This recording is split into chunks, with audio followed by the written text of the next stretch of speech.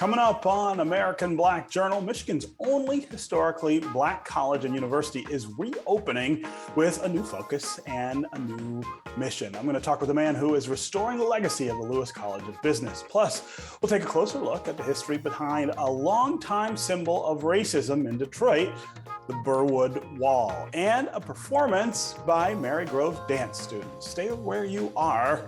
American Black Journal is about to start right now. From Delta Faucets to Behr Paint, MASCO Corporation is proud to deliver products that enhance the way consumers all over the world experience and enjoy their living spaces. MASCO, serving Michigan communities since 1929. Support also provided by the Cynthia and Edsel Ford Fund for Journalism at Detroit Public TV. The DTE Foundation proudly supports 50 years of American Black Journal in covering African American history, culture, and politics. The DTE Foundation and American Black Journal, partners in presenting African American perspectives about our communities and in our world. Also brought to you by AAA, Nissan Foundation, Impact at Home, UAW, Solidarity Forever, and viewers like you. Thank you.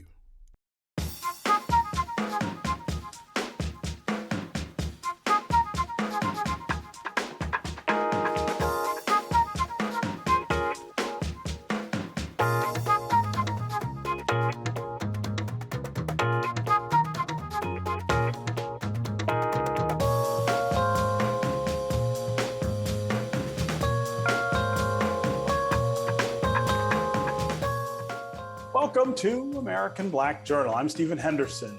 Michigan's only historically Black college and university is getting new life after being closed since 2013. The former Lewis College of Business here in Detroit is expected to reopen next year, thanks to a partnership between Pencil Design Academy of Portland, Oregon, and Detroit's College for Creative Studies. Pencil's founder, Dr. Dwayne Edwards, is leading the project, which, if it's approved by the state, will mark the first time an HBCU has ever reopened. It will also be the first HBCU with a focus on design. The school will be named Pencil Lewis College of Business and Design. I spoke with Dr. Edwards about his vision for this historic Detroit institution. Dr. Dwayne Edwards, welcome to American Black Journal. Wow, thank you very much. It's an honor to be here. Yeah. So first of all, congratulations on this really interesting idea and the ability to pull this off, which I think a lot of people are still marveling at. I want to start here. Tell me why now is the right time, and this is the right way, I suppose, to reintroduce the idea of Lewis College of Business.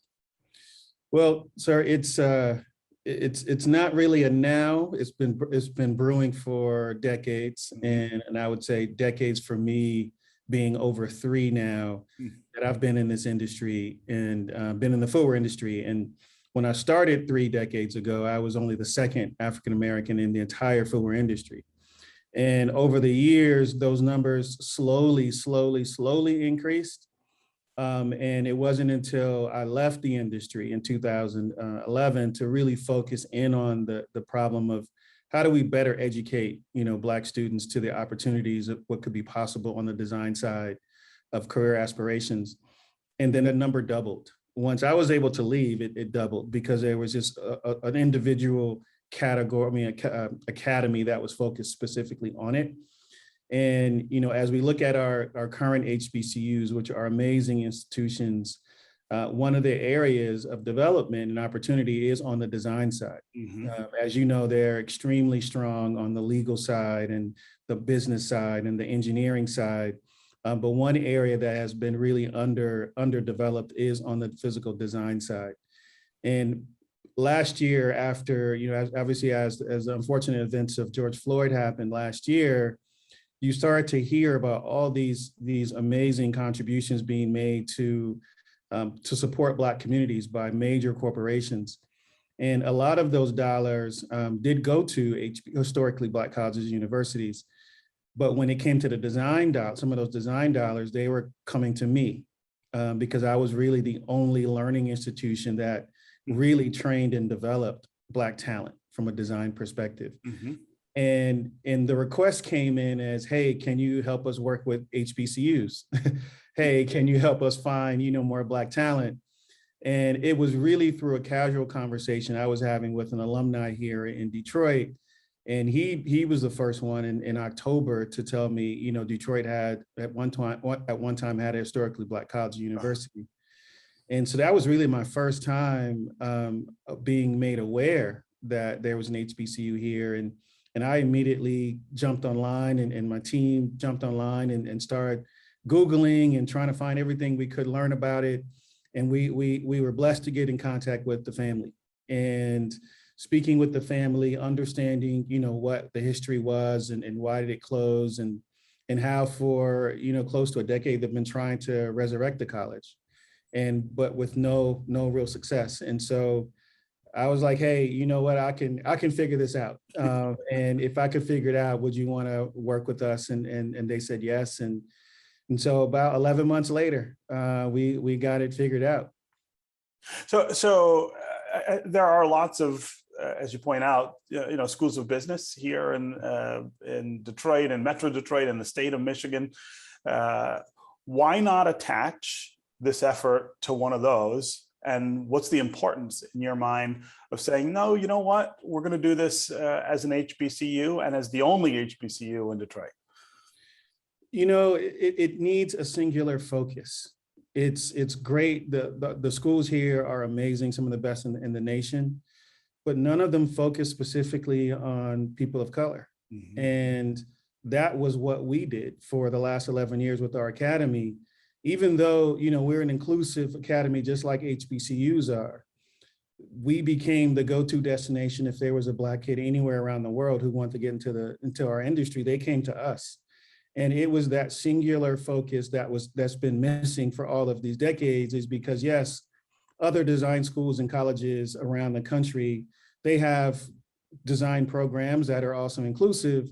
But when you look at the national average, only 9% of African Americans actually go to design schools and universities in the United States, and half of them drop out. Mm. And so what ends up happening, these different product companies, and I'm not talking just footwear, I'm talking about any company that makes a product, mm-hmm. they only have about 1% of a graduating class to choose from nationwide every single year. Mm. And even though these colleges and universities speak to diversity and they have diversity inclusion, people who try to make an effort, it just wasn't making it fast enough and it wasn't making it hard enough. And it took, it takes someone to solely focus in on it. And that was really, besides we weren't able to be educated as free slaves mm-hmm. in the 1800s, one of the reasons why HBCUs were created in the first place. Yeah. So I want to talk a little about the financing for all of this. Yep. That's an issue both on the university side, the college side for HBCUs, lots of them really struggling to keep things above water, to keep things going. But I also want to talk about it on the student side, the cost. What's the approach here to make sure that this is a going concern that stays going, but also is a place where African-American kids who often don't have the same means as other kids are going to be able to access it? So I'm that kid. So growing up in Inglewood, California, I'm the youngest of 6 kids raised by a single parent. Mm-hmm. College wasn't in my future. And so I was not able to attend college.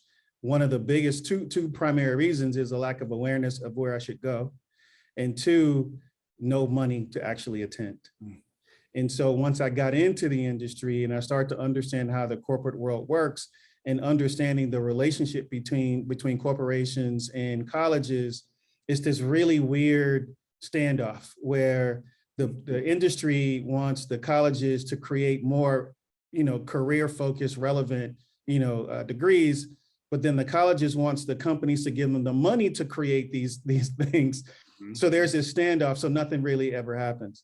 Me understanding that and never being an educator, I decided to, hey, let me try. I know exactly what the industry wants, so I took it upon myself to create my own version of what I thought that the education side should be providing.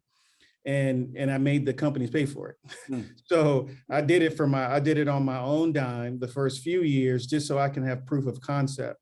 So the companies can understand, no, this is not a fly by night opportunity I'm providing. I'm actually providing something that is longstanding. So when our students started getting jobs at these companies, then it started to click to them, hey, you're an actual resource for us to help better diversify our talent pool. And so there comes the business model. The business model was teach kids the way they will work and have the companies partner with us to pay for their education. And so we've done that for over 11 years now. And as we transition into Pinso Lewis College of Business and Design, we'll do the exact same model where our corporations will cover the tuition and the housing for all of our students that participate in the college. That part is mission critical because, as you said, HBCUs, the students have trouble paying the bill. The schools have trouble, making sure they stay relevant, up to date with the latest, demands of the industry, where we have that really nice balance of being able to waive the fees. So that's not a hindrance. We just need a kid that's passionate and hungry.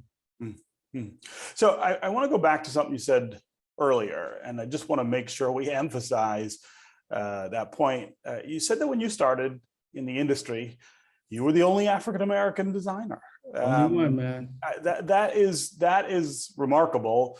First of all, I mean, just overall, but it's also remarkable because you're not an old man. No. We're not talking about something that happened in the 1950s or 60s. Right. Tell me about the industry when you started and why it was as wide as it was. 1989 is when I started. So a little over 32 years ago. And I was number 2, by the way. The first was Wilson Smith, the third.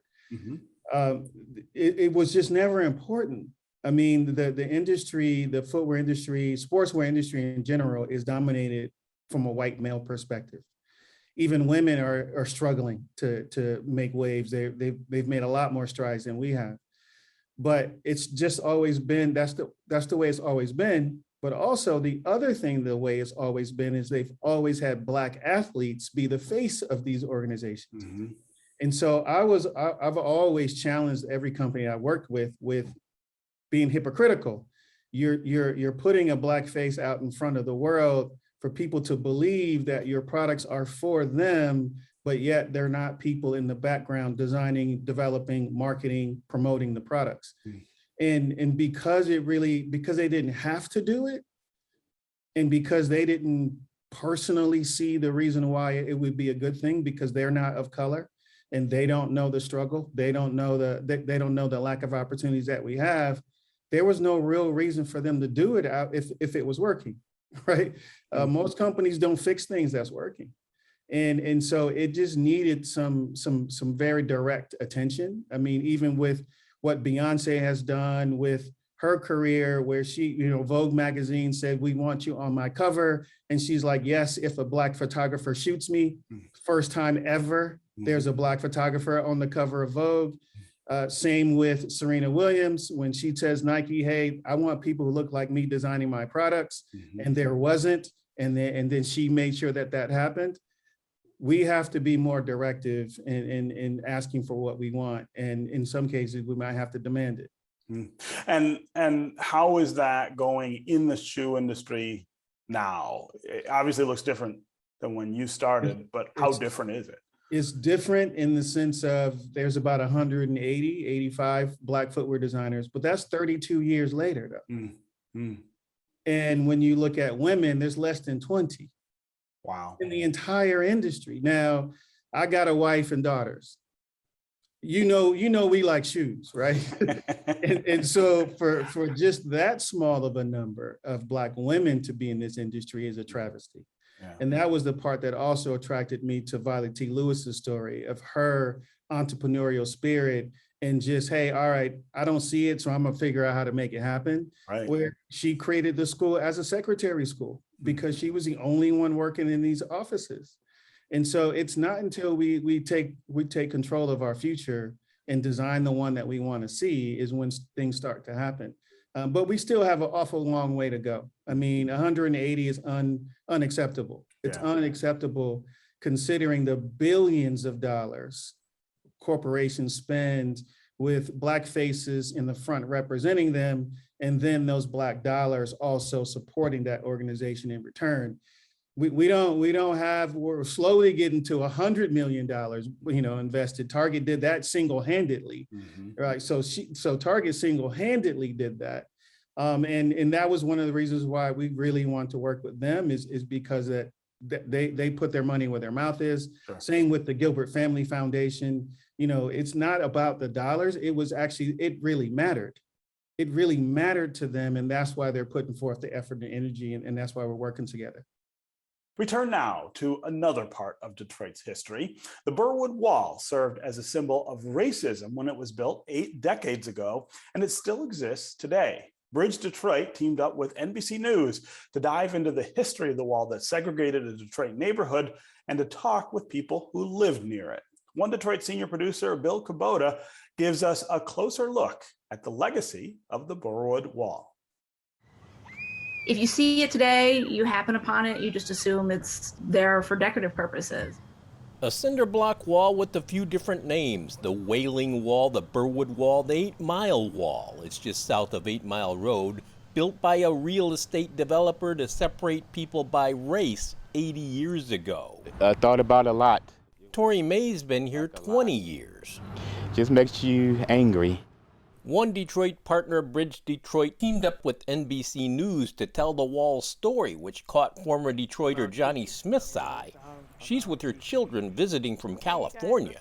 Actually, there was a write-up about the 8 Mile Wall, and I thought it'd be very interesting to have the kids come and see how Detroit was segregated not many years ago. Detroit was growing really, really rapidly. Aaron Einhorn and Olivia Lewis spent 6 months investigating the legacy of the wall. How did you get onto this story in the first place? Yeah, actually, it was last summer at the height of the protests, and George Floyd had been killed, and then there were all these other viral videos. And we were really struck by how differently people were viewing these events, like completely different lenses. Specifically white folks were viewing it very differently from Black folks. We were just kind of talking about, well, why is it? And it's actually pretty obvious why that is. Like here in one of the most diverse countries in the world, most Americans live in a segregated neighborhood. In 1941, the developer had to keep his houses separate from an adjacent Black neighborhood to get a government loan. Up went a wall between Birwood and Mendota Streets, the embodiment of redlining, lending money but leaving out African Americans. If you lived in that house. More recently, Elizabeth Warren made a campaign stop here, and Gerald Van Dusen wrote a book about it. You think most Detroiters even know about this wall? Most people living on Mendota and Birwood don't know about the origins of the wall. That's what I found quite stunning. People were so used to, when they moved in, having this concrete backing, they assumed it was a lot like the kind of barriers you see maybe behind stores, running maybe east and west on 8 Mile. I knew about the wall. My mom had told me about the wall when I was younger because she grew up in a neighborhood close by. My family also has ties to the neighborhood. My father grew up half a mile south of the wall. Some of the people we interviewed for the story were my father's, elementary school classmates. And this was actually, for me, a pretty revealing discovery. I think all of the white folks that we interviewed, none of them knew the wall was there when they were kids growing up. There's been stories done about this wall before, but yours had some new information that probably was a revelation to a lot of people in Detroit.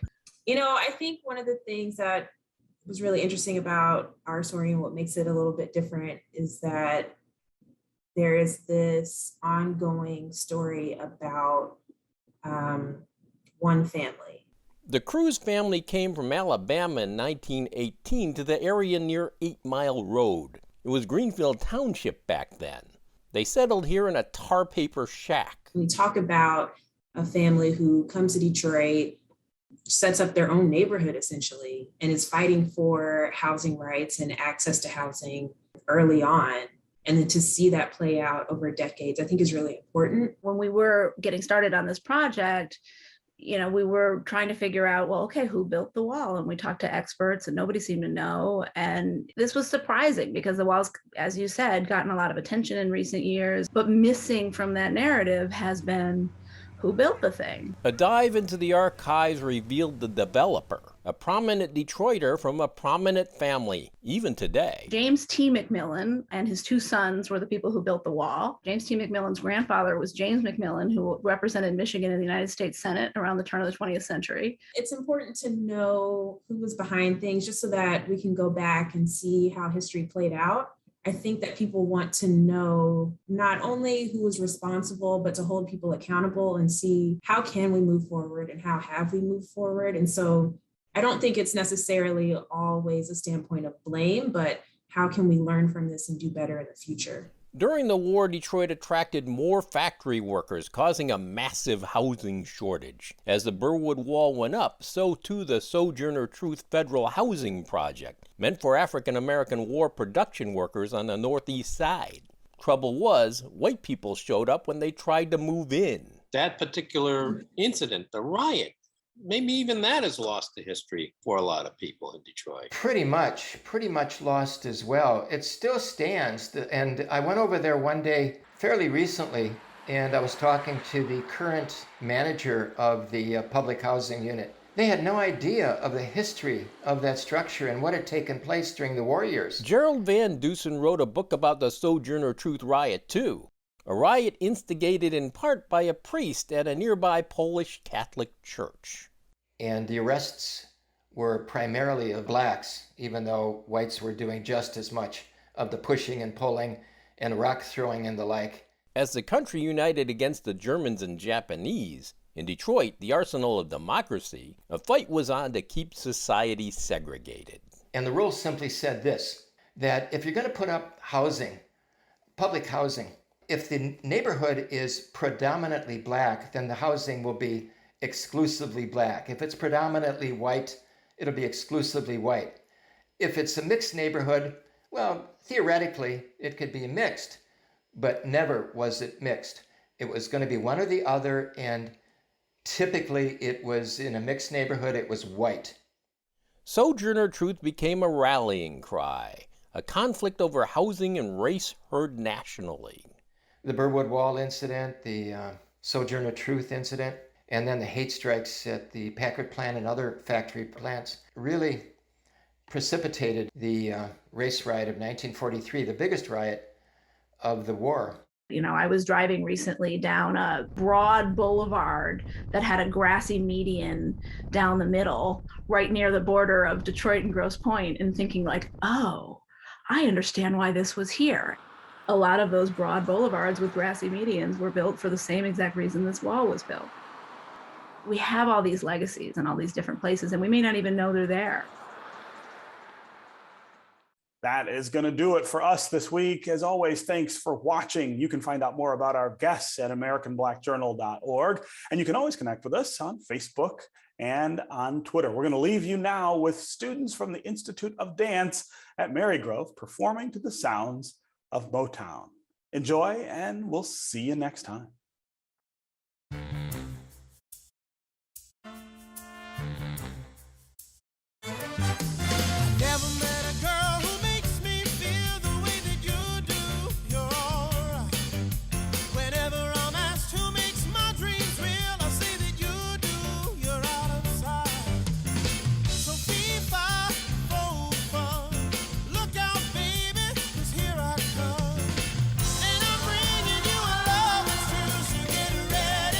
Get